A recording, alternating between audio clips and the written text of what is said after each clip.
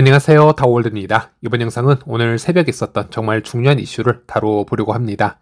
오늘 새벽 코인 시장뿐만이 아니고요, 전 세계 자산시장 전체가 큰 폭락을 맞이했습니다. 이번 폭락은 파이코인에 한정지어서 얘기하기엔 전체 자산시장이 너무나 큰 폭격을 맞았기 때문에 좀 더 큰 그림에서 일단 설명을 드려야 될 것 같습니다. 일단 이번 큰 폭락의 직접적인 원인을 보자면요, 도널드 트럼프 미 대통령이 중국의 희토류 수출 통제 움직임에 맞서서 다음 달 1일부터 중국에 100% 추가 관세를 부과하겠다, 이렇게 밝히게 되면서 투자 심리가 한순간에 얼어붙었습니다. 그러면서 주식시장, 코인시장 모두 크게 하락을 했다라고 보시면 되겠고요. 그리고 여기에 더해서 최근 몇 달 동안 미 증시가 너무 급격하게 지속적으로 상승한 것도 문제이긴 했습니다. 기업 실적은 그대로인데 주가만 너무 앞서서 치솟아 올라가다 보니 밸류에이션이 너무 과도하다라는 지적이 지속적으로 나오곤 있었고요. 즉 이번 시장이 언제든 큰 조정을 받을 수 있는 상태였는데 이번 트럼프의 발언이 결국 이 트리거 역할을 하게 되면서 오늘 새벽 대규모 급락이 터졌다라고도 해석을 해볼 수 있겠습니다.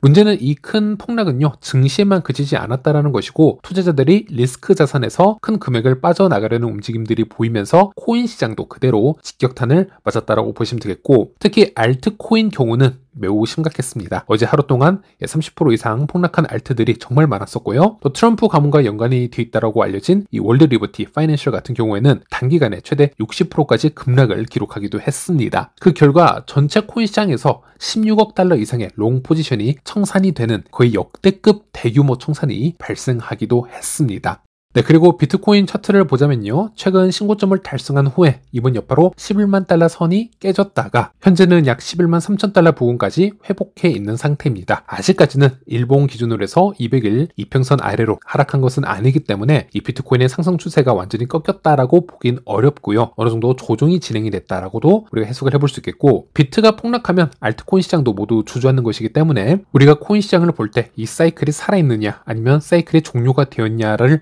보기 위해서는 비트코인의 움직임을 살펴봐야 되는데, 다행히 비트코인이 아직까지는 조정 구간에 머물러 있고 아직도 상승 추세에 있기 때문에 이 부분은 매우 다행이라고 할 수 있겠습니다. 그리고 이더리움 차트를 보시면요, 비슷한 상황이라고 할 수 있겠지만 비트코인보다 낙폭이 조금 크긴 합니다. 하지만 이더리움 역시 하락 추세 전환을 했다라고 단정짓긴 아직 이른 상황이라고 보시면 되겠고요. 하지만 진짜 큰 타격은 이더리움을 제외한 다른 알트코인들에게 있다라고 보시면 되겠습니다. 비트코인, 이더리움, 스테이블 코인을 제외한 알트코인들의 이 시가총액을 나타내는 차트, 토탈 3ES 차트를 보시게 되면요, 이번 폭락은 작년 말 이 미니 알트 시즌 직전 수준 또는 올해 4월의 최저점 수준까지 하락을 했다가 지금 잠시 반등한 모습을 보여주고 있습니다. 그만큼 타 알트코인은 크게 폭락을 했고요. 즉 아주 짧은 시간이었지만 사이클이 강제로 한번 종료가 되었다가 다시 빠르게 바운스가 되었다라고 보시면 되겠는데, 이 반등이 우리가 지금 바라는 건 데드캣 바운스가 되어서는 안 되겠습니다. 데드캣 바운스는 크게 하락을 했을 때 잠시 반등을 했다가 다시 하락을 진행하는 것이 되겠는데요, 절대 그렇게 돼서는 안 되겠고, 이 10월에 들어서면서 우리가 너무 예상치 못한 큰 폭격을 맞아버린 게 아닌가, 참 안타까움이 큰 시기라고 할 수 있겠습니다. 이 10월은 보통 우리가 업토버라고 부릅니다. 10월의 악토버와 이 상승의 업을 결합한 용어라고 보시면 되겠는데요. 그래서 10월 동안 암호화폐 시장이 일반적으로 상승하는 것을 빗대서 우리가 업토브라고 부르고 있습니다. 그리고 지난 9월도 최악의 시즌이라고 예상을 해왔지만 생각보다 우리가 잘 버텨왔기 때문에 이번 10월 긍정적으로 예측하는 투자자들이 상당히 많았을 것이고, 이에 따라서 레버리지 선물 거래소 롱으로 전환한 투자자들도 상당히 많았을 겁니다. 하지만 설마 여기까지 내려오겠어 라고 했던 저배율 레버리지 롱까지도 이번 하락빔에는 대부분 청산됐다라고 보시면 되겠고요. 그래서 이번 롱 청산 물량은 크립토 역사에 기록될 만한 대량의 청산빔이었다라고 보시면 되겠습니다. 네, 그리고 이런 분위기는 당연히 파이코인 입장에서도 피하지 못했습니다. 파이 청산 차트를 보더라도 이번 폭락으로 대량의 롱 포지션이 한 번 더 정리가 된 것을 확인할 수 있습니다. 네, 저도 어제 잠 한숨 자지 못했고요. 계속 파이를 비롯해서 제가 투자한 모든 코인들 차트를 밤새 지켜보다가 오늘 아침에서야 겨우 잠시 눈을 붙였고 현재 일어나서 영상을 다시 올리고 있는데요. 일단 우리가 손실 입은 코인들 또는 파이처럼 장투 위주로 홀딩을 하고 있는 코인들의 이 밸류에이션이 한순간에 반토막 이상이 났다라는 점에서는 매우 가슴이 아픈 부분이라고 할 수 있겠습니다. 하지만 이번 급락으로 시장 전반의 과열 심리를 털어내었다는 과정으로 우리가 해석을 해보고 이번 연말에 새로운 상승을 위해서 그 전에 한 번은 미리 진행이 되었어야 되는 그런 조정이었다라고 우리가 생각을 해본다면 다시 한번 희망을 잃지 않고 한 번 더 지켜볼 수 있는 부분이기도 하겠다라고 말씀드릴 수 있겠습니다. 그리고 올해 트럼프 관세 정책으로 코인 시장이 최저점까지 하락한 경험을 우리는 이미 해보았습니다. 당시 트럼프의 관세 정책을 보면요, 이 타코라는 밈으로 설명을 해볼 수가 있습니다. 이 타코는 이 트럼프는 항상 겁먹고 도망친다라고 해서 이 해외에서는 이 치킨이라는 단어를 겁쟁이라는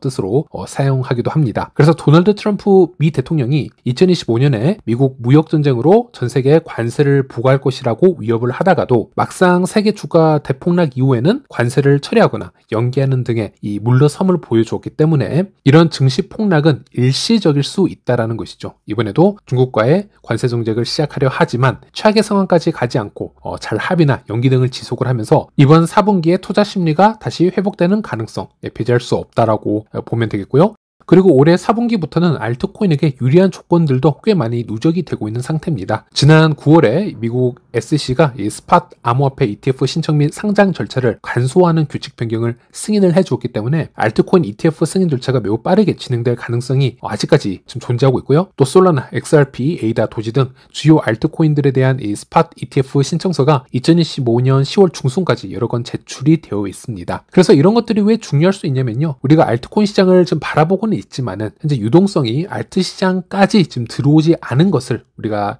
현재까지 볼 수 있었습니다. 즉 알트 시장에 아직 돈이 말라있는 상태라고 보시면 되겠고요. 우리가 원하는 그림은 이거였죠. 비트코인이 먼저 상승을 하고 그 다음 이더리움이 상승하고 그리고 메이저 알트코인들이 상승을 하고 그리고 그 외에 모든 알트코인들이 순환매를 가져가는 그런 그림을 기대를 했었는데, 그리고 그런 큰 자금들이 지속적으로 위에서부터 계속 돌아줘야 되는데 현재까지의 상황을 보면요, 정말 소수의 알트들을 빼고는 그 후로는 전혀 상승이 없다거나 큰 상승 없이 조금씩 움직이는 그냥 횡보 중이다 라고 보시면 되겠고, 그래서 알트 시장 자체에 큰 관심을 불어일으킬 수 있는 여러 가지 트리거가 필요할 수 있는데 이 중에 하나가 대거 ETF, 무더기 통과 같은 호재들이 나와주는 게 당연히 필요할 것이다 라는 지금 말씀을 드리는 것입니다.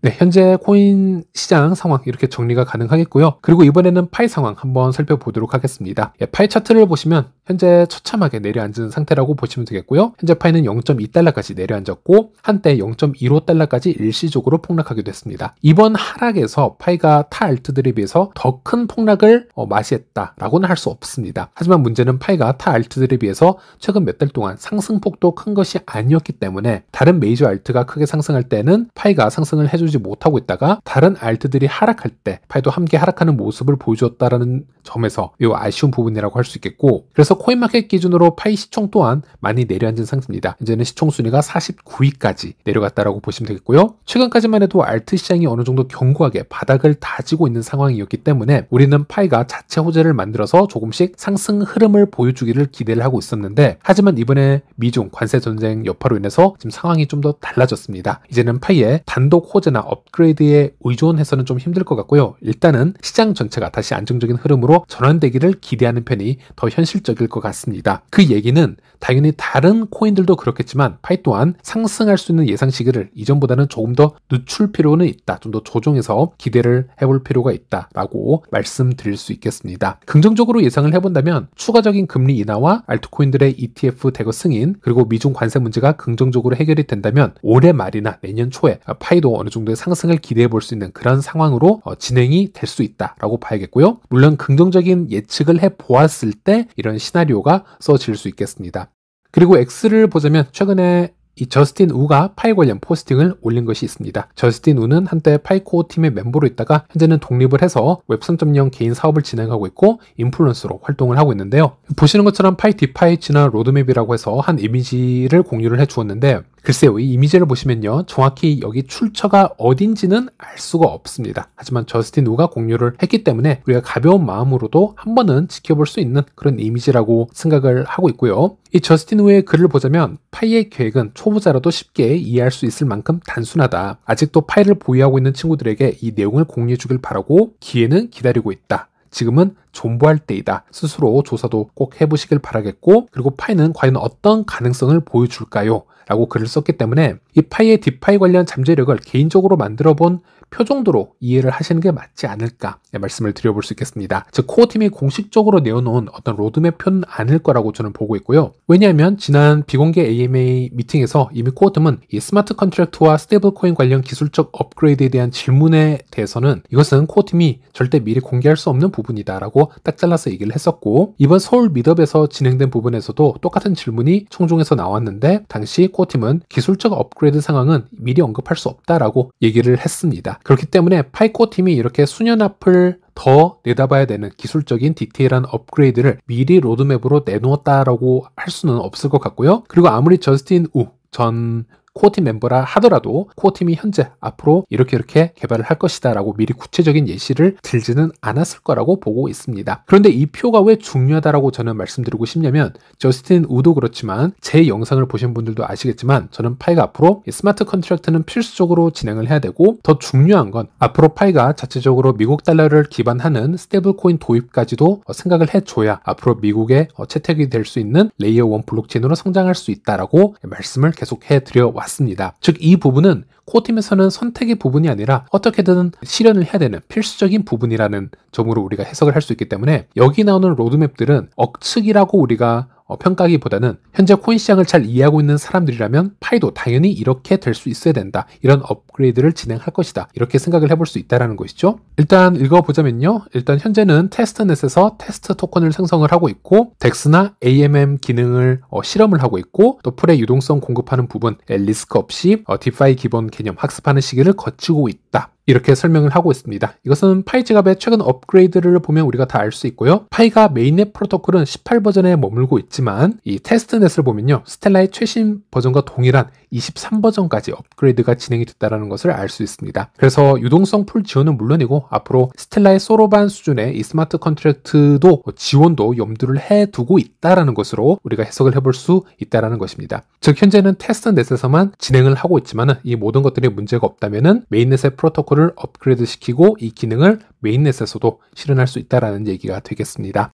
그리고 그 다음 절차가 메인넷 런칭이 되겠는데요. 이것은 곧 출시 예정이다 라고 얘기를 하고 있고, 그때는 실제 파이 유동성 추가가 될 것이고, 파이 스테이블 코인 관련 출시가 있을 것이고, 파이 덱스가 업그레이드가 될 수 있을 것이고, 보안 및 규제 준수 가이드라인 적용이 나올 것이다, 이렇게 얘기를 하고 있습니다. 저는 여기서 매우 큰 핵심이 있다고 보고 있고요. 바로 이 파이 블록체인 위에서 스테이블 코인을 운용하는 것이 가장 중요하다고 생각을 하고 있습니다. 특히 미국 같은 경우는 이 미국 달러 기반의 스테이블 코인을 운영하는 레이어 1 블록체인을 지원을 해주고 있습니다. USDT나 USDC와 같은 스테이블 코인은 준비금으로 미국 단기 국채를 보유하는 경우가 대부분이기 때문에 미국은 국채 수요를 지속적으로 늘리기 위해서 미국 달러 기반의 스테이블 코인 발행을 지원을 해줄 수밖에 없습니다. 그래서 최근에 리플을 보더라도요, 본인들의 XRP의 이 생명을 깎아 먹으면서까지 리플 자체 스테이블 코인을 발행을 한 이유가 바로 이것이라고 보시면 되겠는데요. 자, 우리가 기술적으로 보자면 파이 블록체인 위에서 여러 가지 토큰이 발행될 수 있다는 것, 즉 스테이블 코인도 파이 블록체인 위의 토큰 중 하나입니다. 자, 그렇다면은 파이코어 팀이 이런 토큰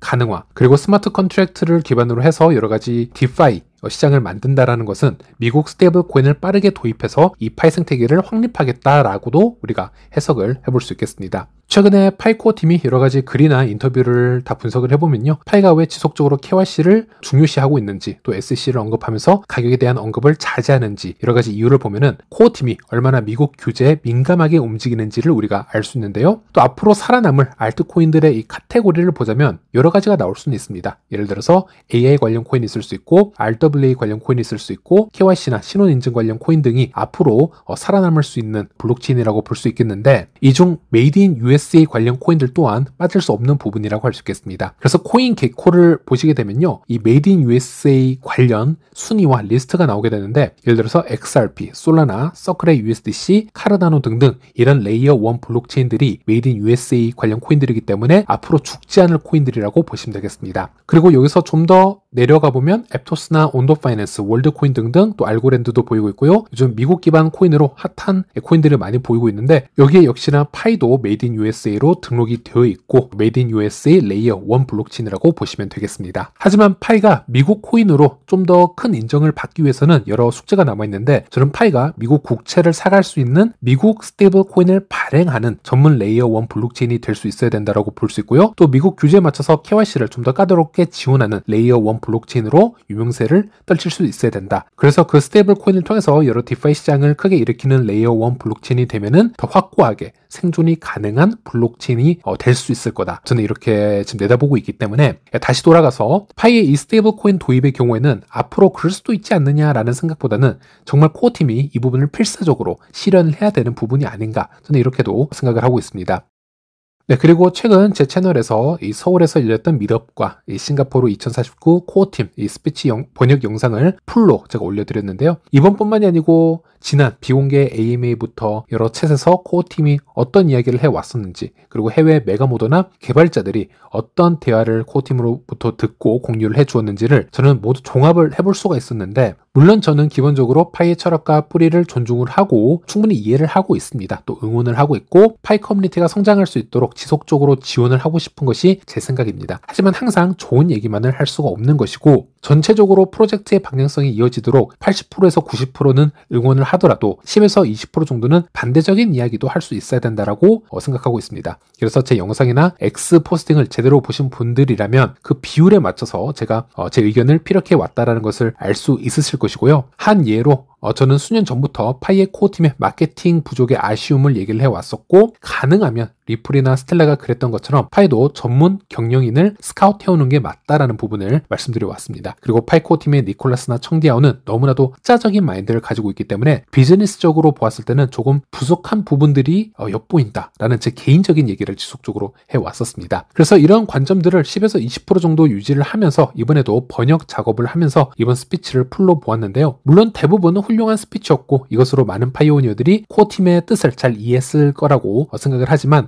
한편으로는 코어팀이 너무나도 유틸리티 생태계만을 외치고 있는 것은 아닌가 하는 아쉬움도 조금 있었습니다. 제가 관련해서 X에 글을 올렸는데요. 잠시 읽어봐 드리자면, 서울 미트업과 이 싱가포르에 있었던 이 창디아오 판의 연설을 모두 확인을 했습니다. 지난 6년 동안 핵심팀이 제시한 모든 철학, 로드맵, 그리고 주장을 주의 깊게 듣고 정리를 해보았고, 하지만 이번에는 꼭 뭔가 말을 해야겠다라는 생각이 듭니다. 우리 커뮤니티는 오랫동안 파이 유틸리티 생태계 구축이라는 목표 아래 함께 노력을 해왔습니다. 수많은 사용자들이 힘을 합쳐 파이 스토어를 확장하고 파이를 실제 사용 사례에 통합을 해왔습니다. 메인넷 출시 단계에서는 생태계 성장에 실질적인 진전도 보여왔습니다. 그러나 오픈 네트워크로의 전환과 그에 따른 가격 급락 이후에 이러한 성장세는 완전히 멈췄습니다. 오늘날에는 더 이상 새로운 서비스 구축이나 파일을 통한 결제 활성화에 대한 논의조차 이루어지고 있질 않습니다. 이 시점에서 코어팀이 반드시 이해해야 될 중요한 사실이 있습니다. 코어팀은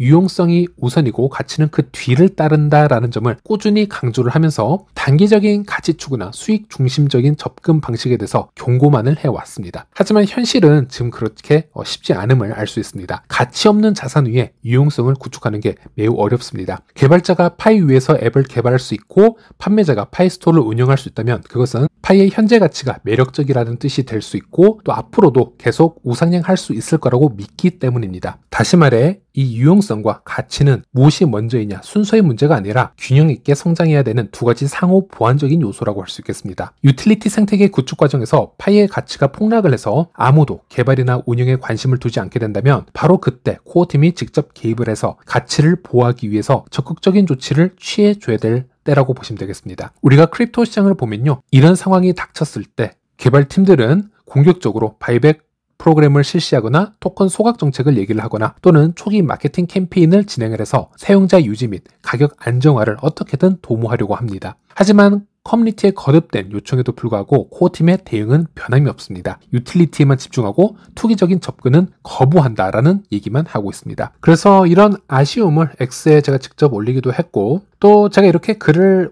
이렇게 길게 쓴다고 해서 어떤 효과가 바로 있겠냐라고 말씀하실 수도 있겠습니다. 하지만 또 이런 의견들이 계속 모이다 보면은 또 코어팀과 직접 얘기할 수 있는 해외 인플루언서들도 이런 글들에 지금 많이 동참을 해주고 있고, 또 이런 의견은 틀림없이 메가모더나 모더들도 제 글은 확인을 하고 있다라고 생각을 하고 있기 때문에 저는 일반 파이오니어일 뿐이지만 지속적으로 이런 얘기는 X에 종종 올려볼까 생각을 하고 있습니다. 그래서 이 글에서 짧게 설명을 해드린 바이백 소각 정책, 수수료 정책 변경 등등 여러 가지 옵션들이 있겠지만 이런 소소한 디플레이션 현상을 만들어내는 게 실질적으로는 미비한 현상이 있다 하더라도 투자 심리는 또 큰 효과를 미칠 수가 있습니다. 그래서 코어 팀도 이런 부분에 대해서는 가능성이 있다면 한번 고려를 해보는 게 좋지 않을까, 이런 좀 아쉬움이 크게 남은 부분을 글로 표현을 했다라고 보시면 되겠고요. 그리고 최근에 또 제 글에도 여러 질문이 지금 올라오고 있는데요. 예를 들어서 한 가지만 제가 얘기를 해드리자면요. 코어팀, 이 파운더이죠. 니콜라스와 청디아오가 부부이다 아니다 라는 여러 가지 루머가 나오는 것 같습니다. 그래서 여기에 대해서 질문을 누가 해주셨고 제가 답변을 해드리자면요. 제가 알기로는 이 두 사람은 부부가 맞고요. 스탠포드대에서 서로 만나서 그때부터 연구도 함께 진행을 하고 결혼까지 진행을 한 것으로 알려져 있습니다. 물론 이 두 사람이 사생활까지 노출하는 타입은 아니기 때문에 공식 자료를 찾기가 상당히 힘이 들겠지만 수년 전에 이 맥필립과 니콜라스, 청디아오가 소송을 진행을 한 적이 있었고 당시 문서를 보게 되면 여기에 두 명이 서로 결혼한 사임을 우리가 알 수 있습니다. 니콜라스 코칼리스 박사는 캘리포니아주 이 산타클라라 카운티에 거주하는 개인이고 파이의 공동 창립자이고 파이에 대한 지분을 소유를 하고 있다. 그리고 코칼리스는 이 창디아오판과 이 혼인 관계에 있다라고 페이퍼에 명시가 되어 있기 때문에 법적으로 이 서로 부부가 맞다라고 보시면 되겠습니다. 그래서 어떤 이유 때문에 이 두 사람이 부부가 아니다라는 또 루머가 크게 퍼졌는지는 모르겠지만 이 부분은 참고하시길 바라겠습니다. 네, 이번 영상은 여기서 마치도록 하겠고요. 다음 시간에 다시 찾아뵙도록 하겠습니다. 시청해주셔서 감사합니다.